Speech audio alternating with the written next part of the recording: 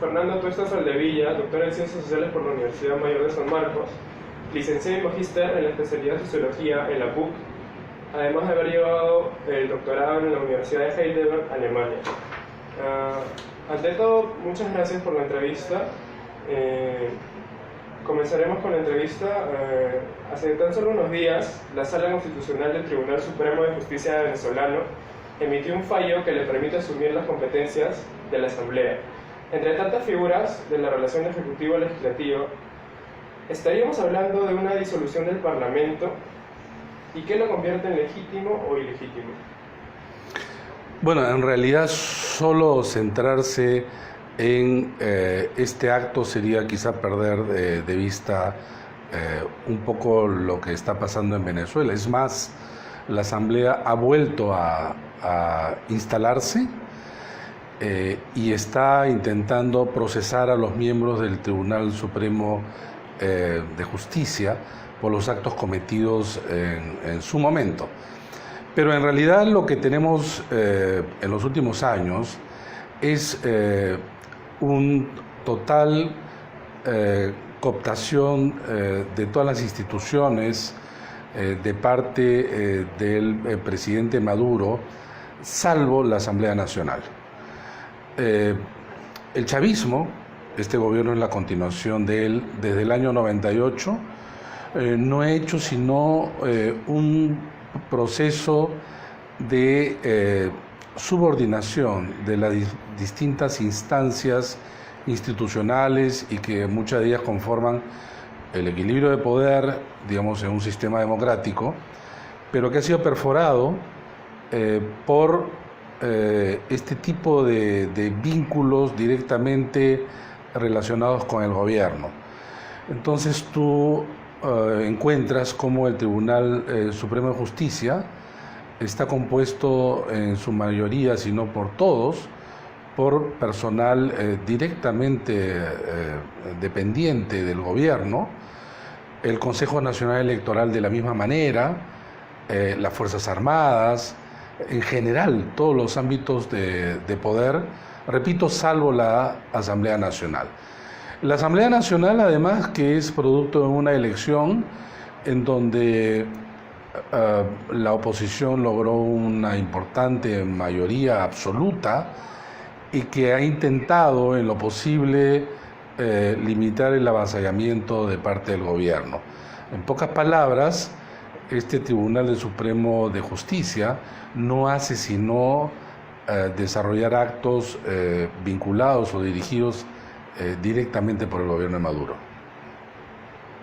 Siendo la situación tan tensa en Venezuela y habiendo una oposición con una tarea bastante difícil, ¿cómo definiría el rol que debería cumplir la oposición y cómo calificaría el papel hecho hasta el momento?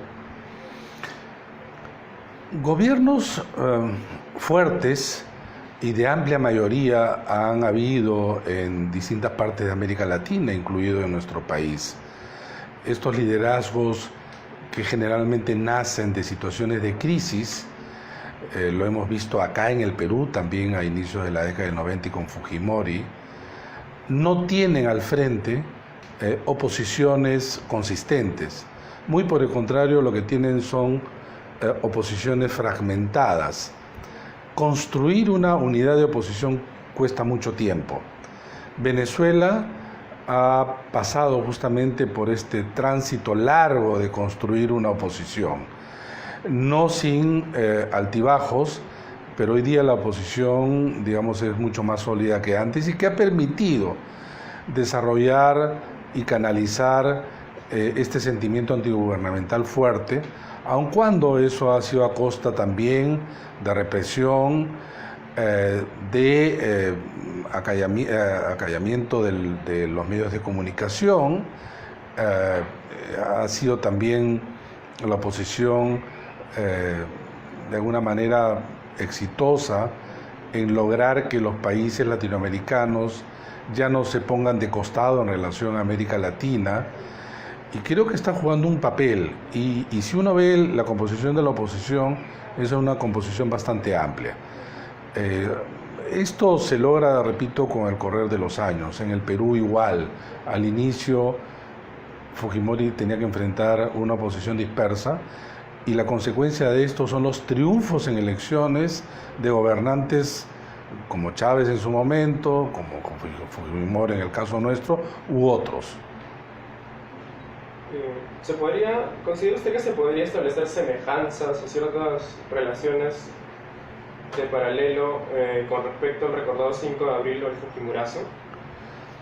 En el sentido de la disolución en términos inconstitucionales, sí, pero hasta ahí nada más la comparación, porque en realidad nosotros vivíamos una situación en el marco, una situación difícil de relación ejecutivo-legislativo, pero en el marco de un sistema democrático de respeto de poderes y de equilibrio entre ellos. En cambio, en el caso de Maduro, lo que tenemos ya es un sistema político que ya se había alejado del sistema democrático.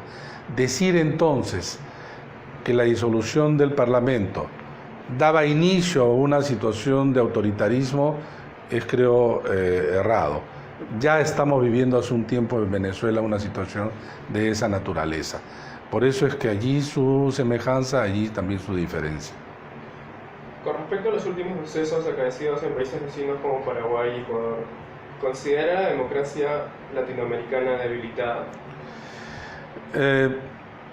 En términos globales, no. En términos particulares han habido momentos también difíciles. El mismo Ecuador, en distintos momentos en Bolivia, el caso nuestro. Si ponemos un tramo de unas 3 décadas, que son las que corresponden a décadas posteriores a la salida de los militares en los gobiernos de América Latina. Y entonces han habido, repito, situaciones difíciles. Brasil ha pasado por esa, aún no se restablece. Paraguay mismo, no solamente ahora, sino la destitución de Lugo. Ecuador, repito, Bolivia también. En Centroamérica encontramos también algunos casos. Pero creo que todavía la gran mayoría de países, con todos estos problemas, mantienen a América Latina en una región, digamos, donde el sistema democrático prevalece. Incluso aquellos países cuyo sistema democrático es cuestionado, en ningún momento hacen alardes de que lo están superando por otro distinto, ¿no? Está bien, agradecemos su participación para nuestro portal de actualidad jurídica Cortando.p y muchas gracias. No, muchísimas gracias a ustedes y muy buena suerte, pues.